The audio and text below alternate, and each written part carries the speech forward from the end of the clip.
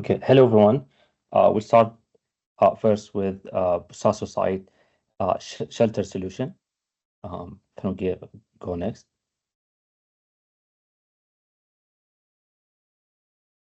So basically, the design is inspired by the Somali vernacular structures rooted in local tectonics, traditional spatial module, and the natural materials.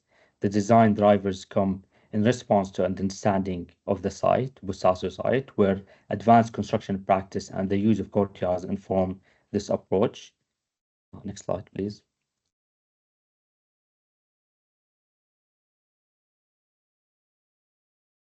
Can we go to the next slide? Using a modular unit, the design allows for incremental and scalable approach. The shelter's expansion is user-driven, allowing families to adapt the space over time based on their changing needs, resources, and household dynamics. This could include adding a living space, a private latrine, or a livelihood integration into the plot, the space ensuring the shelter grows with its occupants. Next, please. The shelter layout consists of two main enclosed spaces, a living spaces centered around a covered semi-outdoor area that opens into a private garden. The design allows for flexible rooms divisions that can adapt to gender norms and privacy needs, offering a culturally sensitive and dignified living environment. Next slide. This image shows a living cluster inspired by the Somali vernacular fabric, where the shelter and the shared open spaces form an organic spatial enclosure that fosters community and reimagine how displaced people can live and connect with dignity. Next slide, please.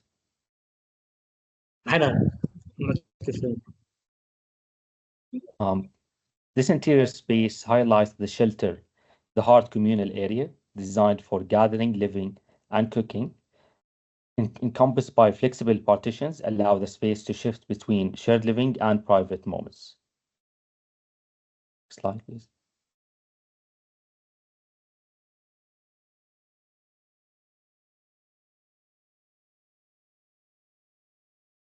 The structure uses local materials like acacia logs, mud bricks, and palm leaves, applied in a primitive and forgiving way of constructability. It's assembled by stacking 4 layers of wood logs and connected by a wall-integrated pin stabilizers to secure the structure. This system is easy to build and supports local craftsmanship and self-build practice. Next slide, please. This cross-section highlights the shelter promotes cross-air ventilation and a natural light quality, allowing the thermal comfort by using earth-based materials. Next slide, please. The cluster is shaped by a variety of block types that create an authentic spatial quality, a built form that creates a series of organic public spaces that are not intentional rather than they emerge as a result of how the blocks are positioned. Next slide, please.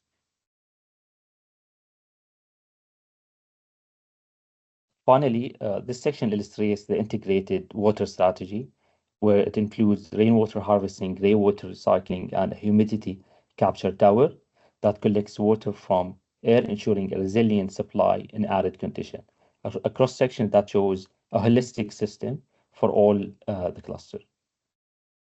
And now I'll pass it to my colleague. Thank you. Thank you very much. Okay, thank you for your attention. This is the low side. This is a very interesting side. I think we have been studying its situation. Can we go to the next one, please? So,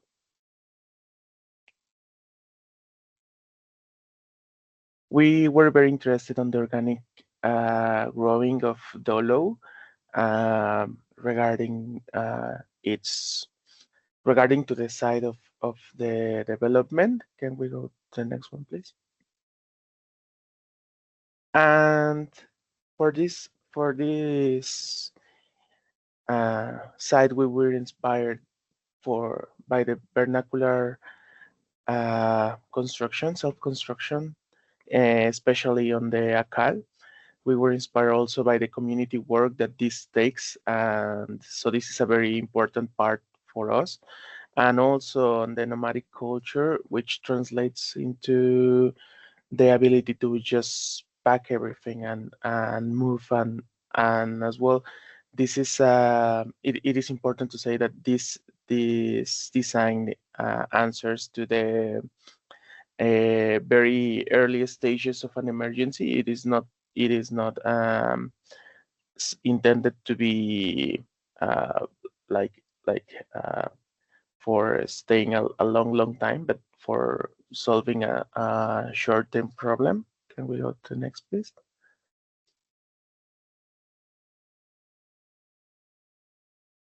So as we were saying, we were very interested in how the grid suddenly start decomposing into a more organic flow and a more organic cell-like composition, and we know it is because we wanted to emulate this growing.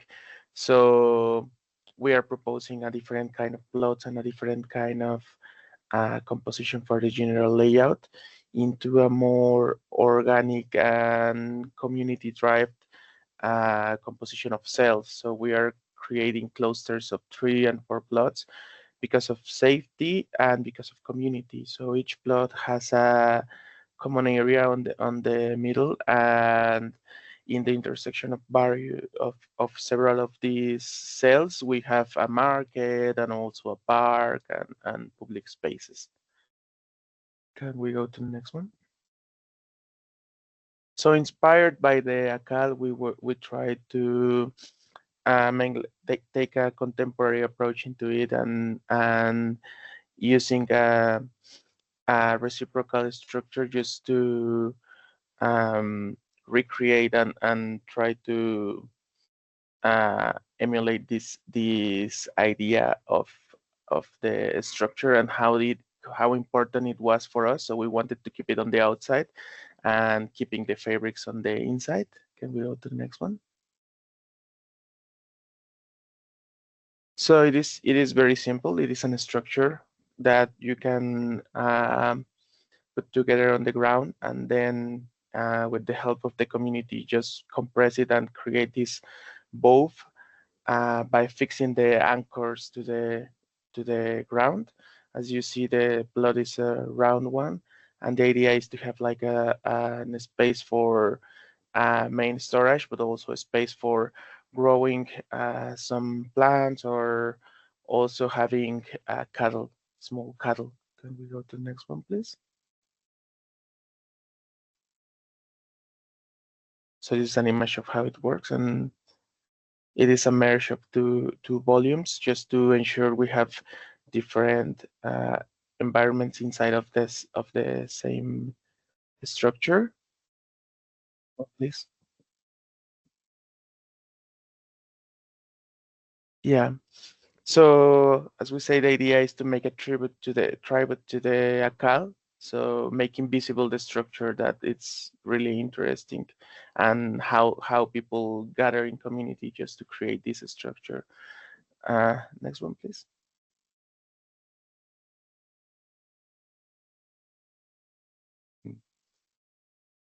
Oh, yeah, exactly. This is how the cluster works, and we have these modules. We have 4 main modules with a shared kitchen inside. We have farming area, livestock area, and space for keeping private things secure. Can we go to the next one, please? So this is how it works, how one of the cluster works. Of course, we will have several of these ones, but this is also for scale. Next one.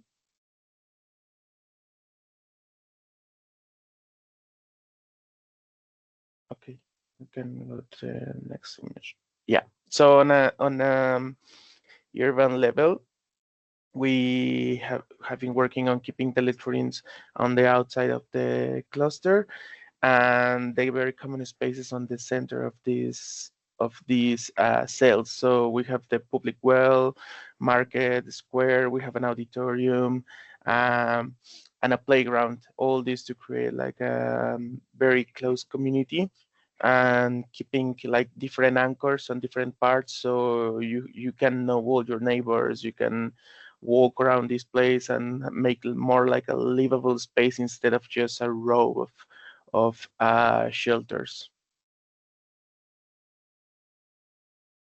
Thank you.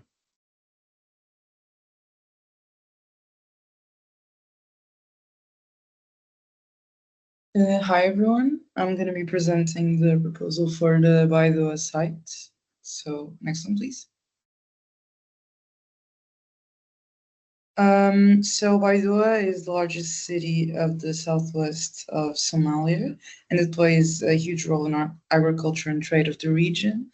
It has a big problem with flooding, so one of the main aspects to consider was that in designing the shelter. Next one, please. So in analyzing the site's location on the southeast of Baidoa was selected. This space has a lower risk of flooding, and it also has the advantage of being close to roads and being only 4 kilometers from the center. Next one. Next one, please.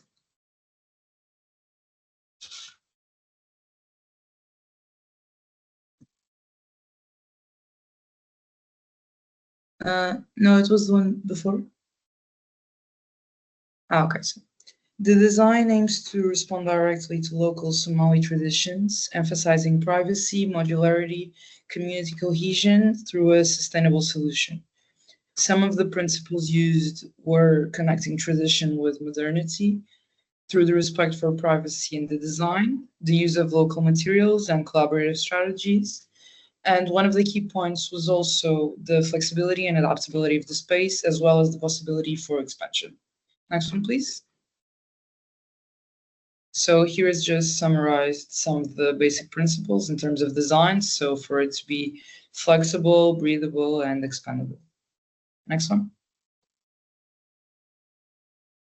So here is the plan for the proposed shelter.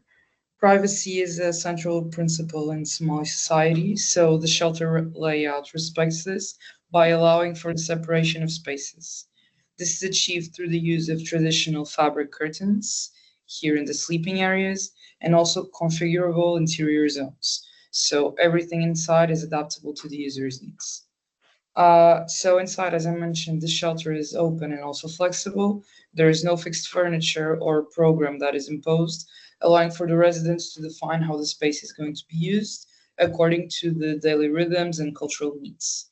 The central part is left intentionally undefined so that it can be a free zone that it can accommodate a wide range of daily functions.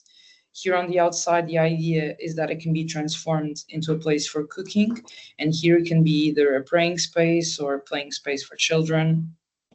And we also have some small gardening areas so that people can use their plot space to harvest. Next one. So community structure has also guided the spatial strategy. So instead of isolating households in standardized units, the design promotes extended family living by enabling the clustering of individual shelters into compound-like foundations. And these can be also expanded and adapted over time.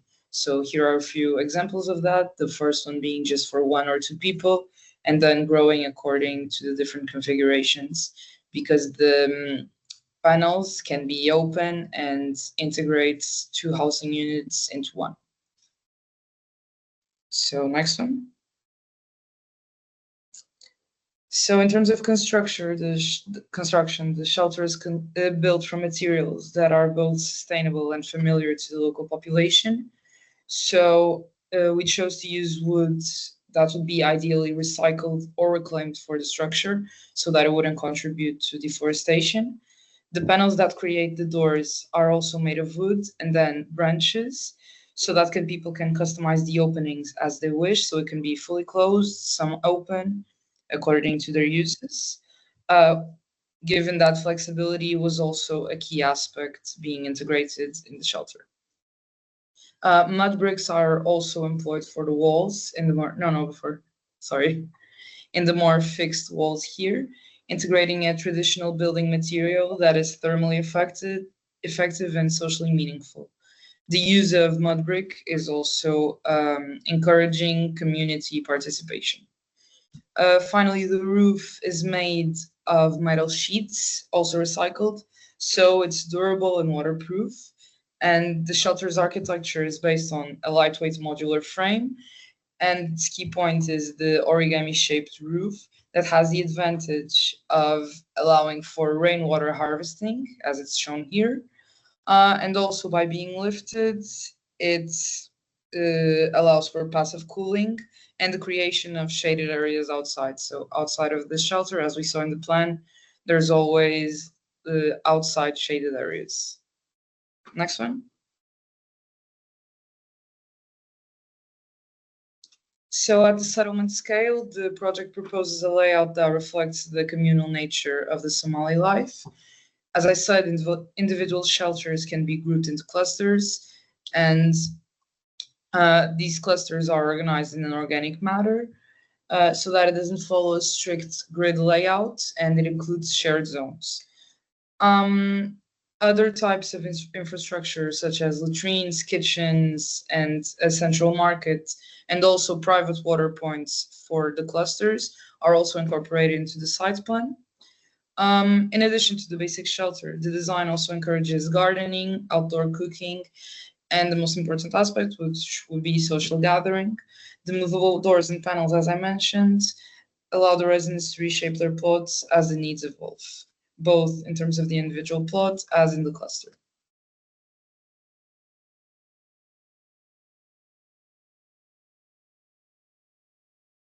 Yeah, and here are some images that show the layout of the shelter.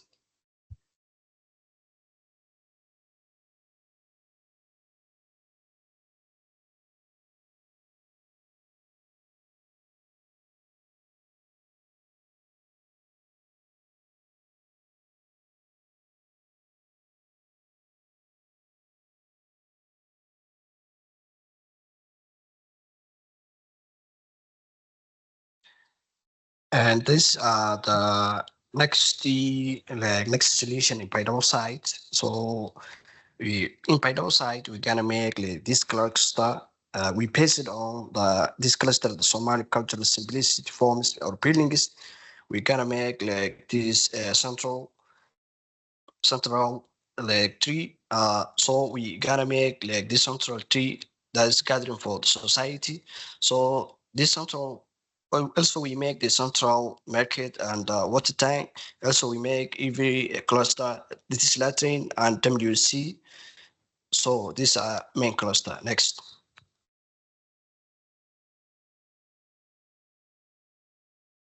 Our main concept is the mat that became a home. This means that these are Somali traditional mat that's used for where they use it for traditionally mat. That's why we take our main concept of shelter solution. The mat and shelter also they looks like relax or housing. So our main concept is mat, Somali traditional mat. So we develop like this shape. We make subtraction for this. Next, we make this offset or overhang roof. So that's it, our main concept. Next. So we're gonna make our site for this cluster. So we make this cluster. Now we paste it on our shape. So we're gonna take for this plan, this double entrance plus veranda, family space, kitchen, central, 2 bedrooms. So we gotta make water harvesting tank, pack plants. Also, these people they flee from the draft, and they maybe they have a lot of animals. So we gotta make if they need for these animals store. Also, if they are like the farm or people from the farmers, like they just need for the farm. Also, they use this space for the farm. Next. we gotta make like these three designs. This mini, this another. This mini is only bed and kitchen. This another is bed, bedroom, kitchen, family space. Also extra bedroom. These are labs. Also, the medium is bedroom and bedroom, kitchen, veranda, and family space. That's three made. Next. So we gotta make this make these are our main structures. This contain the wood brick. This outer is the Somali timber, wood timber. This roof is iron cluster or iron metal that used most Somalis used by wood. It has also have two main entrances. Next.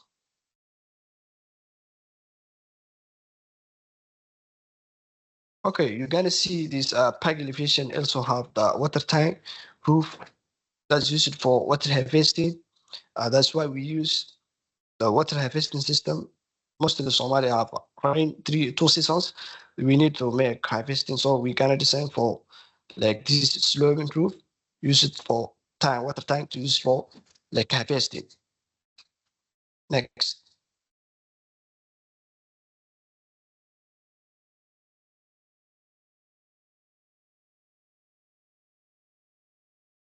Okay, next.